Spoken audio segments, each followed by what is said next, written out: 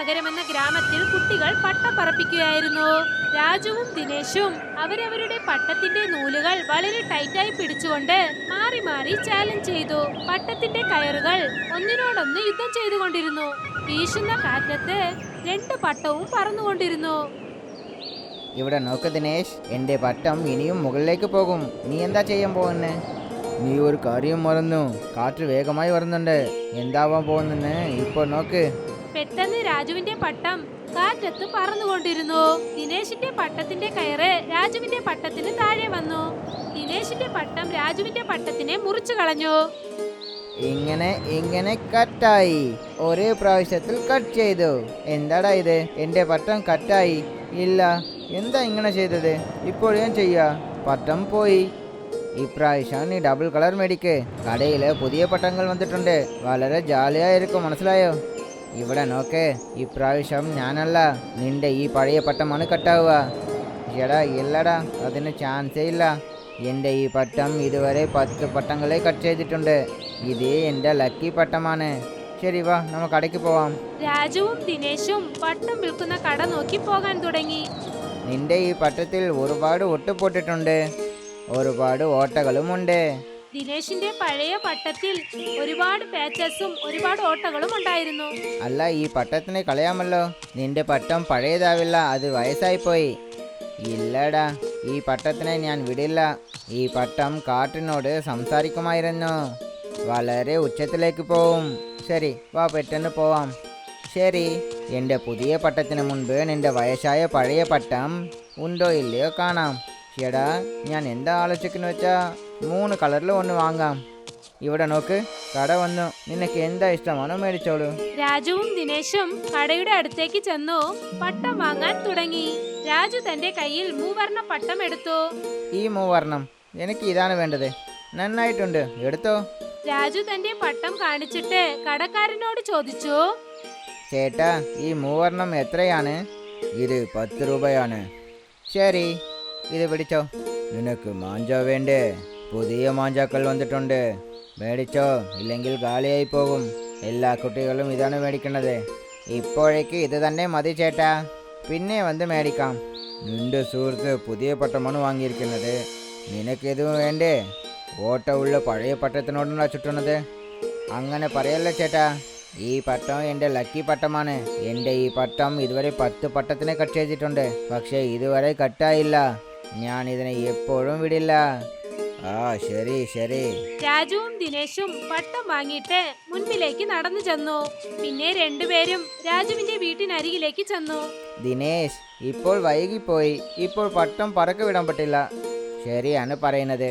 ഇപ്പോൾ കാറ്റൊന്നും ഇല്ല. നാളെ രാവിലെ കാണാം. നാളെ സംക്രാന്തിയാണ്, അപ്പോൾ ജാലിയായിട്ടുണ്ടാവും. നാളെ രാവിലെ മുതലിൽ ഞാൻ എൻ്റെ പുതിയ പട്ടത്തിനെ വെച്ച് നിന്റെ പഴയ പട്ടം കട്ട് ചെയ്യും. ശരി ശരി, കാണാം. നീ ഒരു കാര്യം ചെയ്യേ, എൻ്റെ ഈ പട്ടത്തിനെ നിന്റെ വീട്ടിൽ തന്നെ വെച്ചോ. കാരണം എൻ്റെ അനിയൻ മഹേഷ് ഉണ്ടല്ലോ, അവൻ ഞാൻ എണീക്കുന്നതിന് മുൻപ് തന്നെ എഴുந்து പട്ടത്തിനെ എടുത്തുകൊണ്ട് പോകുന്നു. ശരി ശരി, ഇങ്ങോട്ട് താ. ദിനേശ് രാജുവിന്റെ കയ്യിൽ പട്ടവും നൂലും നൽകി. എന്നിട്ട് അവൻ തന്റെ വീട്ടിലേക്ക് പോയി. രാജു കാറ്റാടിയും കയറും കൊണ്ടുവന്ന് തന്റെ വീട്ടിലെ ടേബിളിൽ വെച്ചു. ദിനേശിന്റെ ഈ പട്ടം ഒരുപാട് പഴയതാണല്ലോ. ഞാൻ ശരിയാണ് പേരാണ് വെച്ചത്, വയസ്സായ പട്ടം.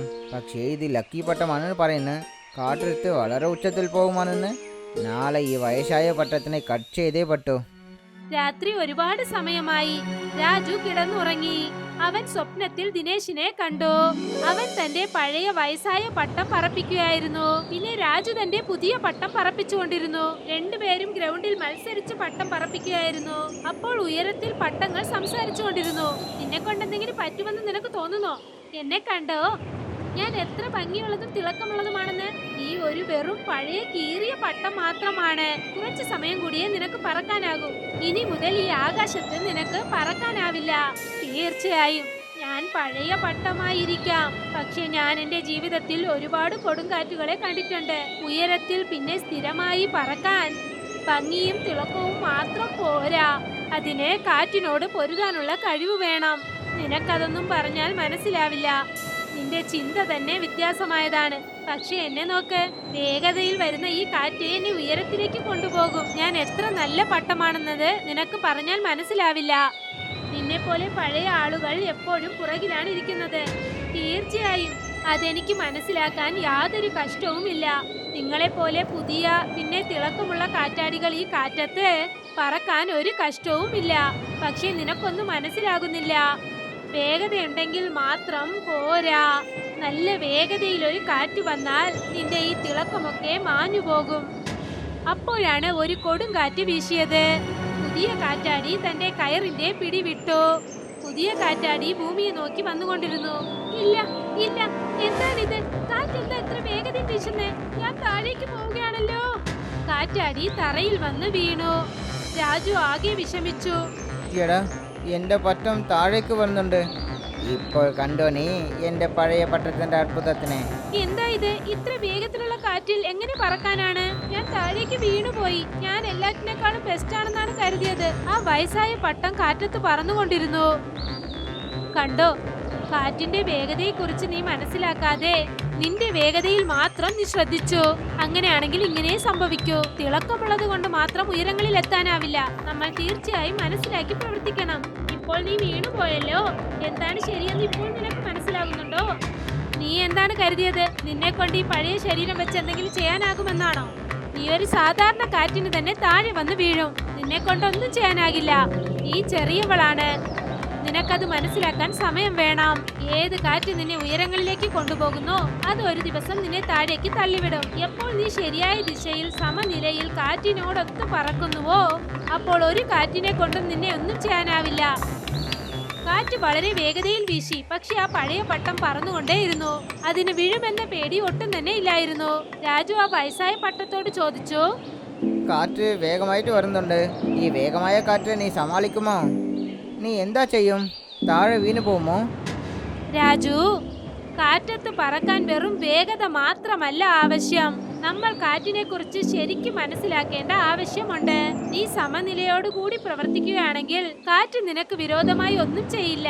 ഓർമ്മയിരിക്കട്ടെ, ജീവിതത്തിനെ തിളക്കം കൊണ്ട് മാത്രം ജയിക്കാനാവില്ല. ഒട്ടും ചിന്തിക്കാതെ വേഗതയിൽ പോകുന്നവർക്ക് അവസാനം ഇതാണ് അവസ്ഥ.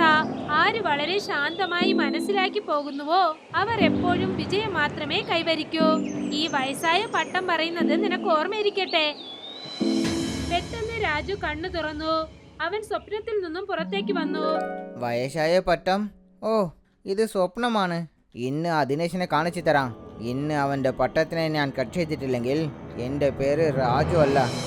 സംക്രാന്തി ദിവസം രാവിലെ ഗ്രൗണ്ടിൽ ഒരുപാട് കുട്ടികൾ പട്ടം വിട്ടുകൊണ്ടിരുന്നു.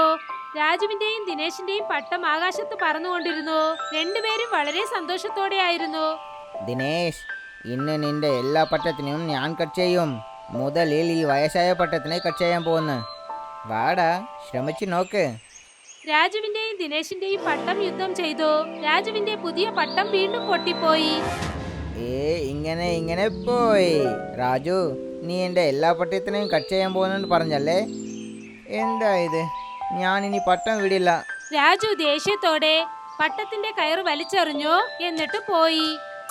രാജു, ദേഷ്യപ്പെടല്ലേ. നിൽക്കൂ രാജു, എന്താ പറ്റി? പട്ടം കട്ടായാൽ കട്ടാവട്ടും. അങ്ങനെ ഒന്നും ഇല്ലടാ. എൻ്റെ സ്വപ്നത്തിൽ നിന്റെ ഈ വയസ്സായ പട്ടം വന്നു. എൻ്റെ സ്വപ്നത്തിലും നിന്റെ ഈ പട്ടം എന്നെ ബന്ധിപ്പെട്ടി. എന്താ പറ്റി? നിന്റെ പട്ടം എന്താ പറയുന്നത് വെച്ചാൽ ജീവിതത്തിൽ ശരിയായ ദിശയും ധൈര്യവും ഒരാൾക്ക് ഉണ്ടായാലേ വിജയം കിട്ടുമെന്ന്. അത്ഭുതം കൊണ്ട് എതുവും നടക്കില്ല. പിന്നെ എൻ്റെ പുതിയ പട്ടം താഴെ വീണുപോയി. പക്ഷേ ഈ വയസ്സായ പട്ടം കാറ്റത്ത് ഉയരെ പറക്കുന്നു.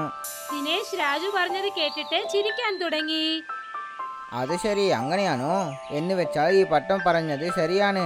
ഷെടാ, എൻ്റെ മുത്തശ്ശി എപ്പോഴും പറയും, മനുഷ്യന്മാർ എപ്പോഴും ധൈര്യത്തോടും പിന്നെ വിശ്വാസത്തോടും ഉണ്ടാവണമെന്ന്. അപ്പോഴാണ് ജീവിതത്തിൽ വിജയം കിട്ടുക. മനുഷ്യനാണ് ഇതിനെ ശരിയായി രക്ഷിക്കുന്നോ ആ മനുഷ്യനൊക്കെയാണ് ജീവിതത്തിൽ വിജയം കിട്ടുക. ഏത് മനുഷ്യനാണ് ധൈര്യം വിശ്വാസമില്ലാതെ വേഗത്തിൽ മുന്നേറണമെന്ന് കുറുക്കു വഴിയിൽ പോകുന്നുണ്ടോ അവരുടെ ജീവിതത്തിൽ വിജയം നിലച്ചു നിൽക്കില്ല. ആഗ്രഹം കാരണം അത്ഭുതം കാരണം മാത്രം വിജയം കിട്ടില്ല. അധ്വാനവും ധൈര്യവും ഉണ്ടാലേ വിജയം കിട്ടും. വയസ്സായ പട്ടം നിനക്ക് പാഠം പഠിപ്പിച്ചിട്ടുണ്ട്. ഇപ്പോൾ ഈ വയസ്സായ പട്ടം നിനക്കാണ് വേണ്ടത്. ഇതാ, ഈ പട്ടത്തിനെ നീ തന്നെ വെച്ചോ. ഇനി ഞാൻ പട്ടം വിടില്ല. രാജു, ഇന്ന് മഹാസംക്രാന്തിയാണ്. ഇന്ന് നീ ദേഷ്യപ്പെടല്ലേ. ഇതാ, ഈ പലഹാരം കഴിക്ക്. എൻ്റെ അമ്മ ചെയ്തത്. ഇത് കഴിച്ച് നല്ല കാര്യം സംസാരിക്ക്. ഇത് വാങ്ങിയിട്ട് സന്തോഷമായി ഇരിക്കേ. ദിനേശ് രാജുവിനെ എള്ളുമുട്ടായി നൽകി. രാജു സന്തോഷത്തോടെ കഴിച്ചു. ഇപ്പോഴെൻ്റെ വയസ്സായ പട്ടം വാങ്ങിച്ചോ. ഇത് വിട്. അപ്പോഴാണ് ഇത് പഠിപ്പിച്ച വിഷയത്തിനെ നന്നായിട്ട് മനസ്സിലാക്കും. ദിനേശ് വയസ്സായ പട്ടം രാജുവിന്റെ കയ്യിൽ നൽകി. ദിനേശ്, മഹാസംക്രാന്തി ആശംസകൾ. നിനക്കും മഹാസംക്രാന്തി ആശംസകൾ.